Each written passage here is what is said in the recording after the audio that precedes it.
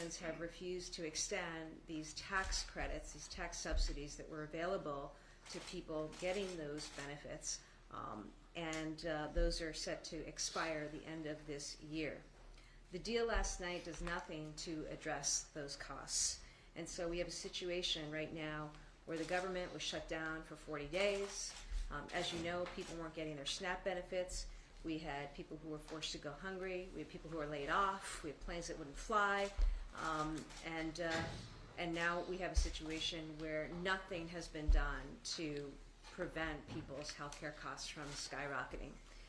It's total dysfunction down in Washington, D.C., and we need the President and Republicans in Congress to come back to work and make sure that there is a vote to extend those health care subsidies for at least another year. In the meantime, I want to make sure that people in Massachusetts know what is happening. First, an update on SNAP. As a reminder, President Trump made an unprecedented decision to not fund SNAP benefits during a federal shutdown. He's the only president in history to basically decide to starve Americans and not fund SNAP during a federal shutdown. That put over 1.1 million people in Massachusetts at risk. We took the Trump administration to court and we won. I'm grateful to Attorney General Campbell for her team's work on that. On Friday, after the court victory, I directed our team to fully apply for SNAP benefits to make sure that they were paid to everyone who was eligible to receive those benefits. As of this morning, I'm happy to report that those SNAP benefits have been fully funded. My message to every SNAP recipient out there is this: forget the noise that you're hearing from Donald Trump. Forget the noise about further appeals to the Supreme Court.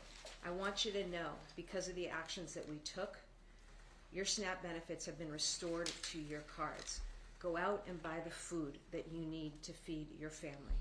As governor, I am heartbroken to know that there were people in Massachusetts who were dealing with tremendous fear and anxiety, not knowing how they were going to feed themselves or their families. These, of course, include our seniors, kids, 21,000 veterans, people with disabilities. But as of today, those SNAP benefits are fully funded, and I want to make sure that SNAP beneficiaries are out there and using their SNAP benefits to buy food that they need to feed themselves and their families, and know that we have your back on all of this. I also have a message to everyone in Massachusetts who's been so generous in supporting our neighbors in this time of need. As you know, we worked to immediately set up a United Way response fund, and to date, in just less than 2 weeks after setting it up, we've received over $5 million into that fund. That money has been and is in the process of being distributed to food pantries and organizations around the state of Massachusetts so that we can get food to as many people as possible. I'm grateful to those who've donated. That response fund is still up, so please consider, if you're able, donating to that fund. And that's important because even before SNAP was taken away, we had real issues with hunger in this state. It's why I set up the anti-hunger strike force this summer. So the need is still great. Remember, SNAP has been restored, but we still have other programs that are shut down, like Head Start, like WIC. We have federal workers who have been fired or furloughed. So there is a need across our state, and those who are in a position to continue to support our food pantries and food banks or to make a contribution to the response fund, please do that. If you need help, remember you can find resources at a site we set up. Go to mass.gov/snapfreeze, mass.gov/snapfreeze. And you can also contact your local food pantry and ask for their help. But I'm just so grateful to the generosity in this moment. We're going to continue to need it from the people of Massachusetts. The second issue I wanted to talk about is the huge spikes that people are seeing in their health care costs. In Massachusetts, the Health Connector serves over 400,000 people, including small business owners all across the state. The enrollment period has already begun, and people are now taking a look at their budgets and looking at their options for next year. But What happened is President Trump and congressional Republicans refused to extend those premium subsidies. Those premium subsidies now expire the end of this calendar year. The credits are now gone. That means that 330,000 residents in Massachusetts will see their premiums skyrocket come January 1st by as much as $25,000 a year per person, per household. A couple of examples of this impact. A 62-year-old couple living in Peabody who earns $85,000 a year currently pays $900 a month in healthcare premiums. They will now have to pay nearly $2,100 a month as a result of this. That's an increase of $1,200 every single month. I don't know how people can begin to afford that. I think about the single mom, 40 years old, living in Worcester, earning $25,000 a year. She's currently paying $11 a month for health care. And as of January, that's going to go up to $53 a month, which is a nearly 400% increase in her budget. Again, I don't know how Americans and people in Massachusetts are going to be able to afford these just budget-busting, skyrocketing healthcare costs. So, frankly, this is a disaster. It's coming at a time when people can least afford it. This is the result of a decision and a choice that Donald Trump and Republicans in Congress have made, putting their own political agenda over the needs of their constituents. And at a time when the president and folks in Congress should be doing all they can to drive costs down, they are driving costs up. That is going to hurt people in Massachusetts. It's going to hurt Americans across this country.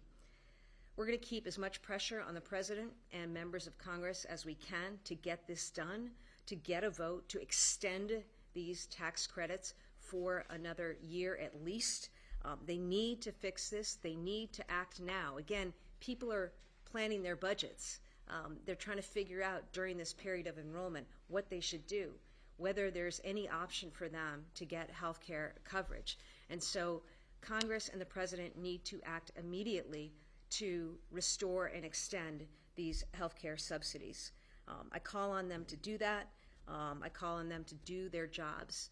And I'd now like to invite the Executive Director of the Health Connector, Audrey Gasteyer, forward. Thank you, Governor Healey. Thank you for shining a light today on the staggering cost increases that hundreds of thousands of Health Connector members are seeing due to the stalled extension of enhanced premium tax credits. Over the last few weeks, our members have been getting notices about their eligibility and premiums for 2026, almost all of which include increases fueled by the inaction around extending enhanced premium tax credits. Our members are paying attention, and in many cases, they are reeling. Open enrollment began on November 1st, so we're just over a week in. But already we are hearing the palpable frustration, concern, and worry as members face incredibly difficult choices. Our call center agents and other frontline assisters are hearing from worried members, young working parents, small business owners, people with complex medical conditions, concerned and confused about the information they're receiving. Some are choosing lower cost plans, even if it means having to switch doctors. Some are rolling the dice, picking plans with higher out-of-pocket costs they hope they don't need to spend. Some are so shocked by an increase their household budget just can't absorb that they simply don't know what to do and are waiting and hoping for the tax credits to be extended. During this open enrollment, more than any other in the last decade, the Health Connector is doing everything we possibly can to help support people trying to stay covered. We've been communicating with our members since August and will continue to do so, encouraging them to make sure their accounts are fully updated and that they shop for a plan and stay covered during this open enrollment. We have help available through our customer service center. Members can call 877-MA-ENROLL and get answers to their questions about their 2026 coverage. We also have navigators like Tina at the Cambridge Economic Opportunity Committee. We have navigators in 50 locations around the state with knowledgeable, experienced staff ready to meet with members one-on-one to provide guidance in 30 different languages at no cost. The right path forward is an extension of the enhanced premium tax credits. If Congress takes action, the Health Connector is ready to move mountains to deliver to members the premium support they deserve as nimbly and rapidly as possible. We have a contingency playbook for such a pivot at the ready. But we encourage members to reach out now, get the help they need, and find a plan for next year. And if things change, we will let them know right away and help them take whatever action necessary. Members can also keep aware of the latest by visiting our website at mahealthconnector.org/updates, where we have compiled resources and news about how federal policy is affecting coverage for 2026 and what we can do to help. We stand ready to support residents during this challenging period and are grateful to the Governor, the Commonwealth, and our whole healthcare community as we continue to fight for affordable health coverage for our residents and make sure they know the Health Connector has their back. And with that, I would like to introduce Tina Alu, who is one of our amazing navigators at the Cambridge Economic Opportunity Committee. Thank you, Audrey, and thank you, Governor Healey, for having me here today, but also for addressing this important issue, which has left so many of our clients shell-shocked and totally overwhelmed. My name is Tina Alu, and I'm the Executive Director of Cambridge Economic Opportunity Committee, the anti-poverty agency in Cambridge. We serve as one of the Health Connector's navigator organizations. Each year, we help hundreds of Cambridge residents find affordable health insurance. But this year, we're all reeling by the premium increases people are seeing and the choices that they're being forced to make because the enhanced premium tax credits have not been extended. Let me tell you a little bit about what we've been experiencing on the front line. For weeks, we've been receiving calls from people who were panicking after they received correspondence from the Health Connector with initial information on the cost of their plan for next year due to the federal changes. And although open enrollment is just a week old, we are already seeing in person the terrible impacts that the loss of enhanced tax credits is having on people. Some people are losing their Connector Care coverage, which creates a double whammy, as that they are not only looking at a significantly higher premium, but they're also facing a deductible and out-of-pocket costs that they don't have in the Connector Care plan. This alone increases their health care costs by thousands of dollars. We've worked with a woman who was able to stay in Connector Care, but with the loss of her enhanced premium tax credit, could no longer afford her current health insurance plan. Forced to move to a lower cost plan with a different network in which her longtime doctors aren't included, she now needs to find new specialists to treat her chronic health condition. This is even more difficult since her current providers recently shared positive news about the status of her illness. The idea of having to change from the doctors that she trusts left her in tears. A family in 3 in Connector Care earning $60,000 a year is seeing their premium increase by $300 a month. These are people who own a small business, are working hard every day, and are now paying more than $3,500 additionally a year for their health insurance. People shouldn't be put in a situation of choosing between paying for food and rent or maintaining their health insurance. With the cost of groceries skyrocketing at this minute and the SNAP benefits, which were pending, and the holidays coming up, many of our clients are totally overwhelmed and don't know what to do. We're trying to help people find a path forward, but many are waiting, hoping for good news about an extension so they can avoid making some of the tough choices that others have already made. Over the 10 years that we have been navigators, we have always told our participants how lucky we are to live in a state where our elected officials have continued to prioritize the health of their residents. This year is no exception. Thank you again, Governor Healey, for supporting our clients and all the people who truly need and deserve these tax credits to be extended so they can continue to receive the affordable care that they desperately need. Thank you. Yes. Thank you so much. Thank you both for your comments and explaining what's going on out there across our state. We're happy to take any questions on topic. Governor, how confident are you that SNAP benefits will stay being paid out and there won't be another twist from the federal government or from the Supreme Court? I mean, can you say with certainty that's where we're at right now? I think the law is really cleared. Multiple courts have already ruled on this issue. President Trump needs to do his job and fully fund SNAP benefits. My job is to protect the people of Massachusetts. My job is to work with my team, as we did, to go to court, to fight for them, and to make sure that we were ready to go and cards were loaded over the weekend, so that as soon as this funding became available, we were able to get that funding out the door. And we're going to continue to do that.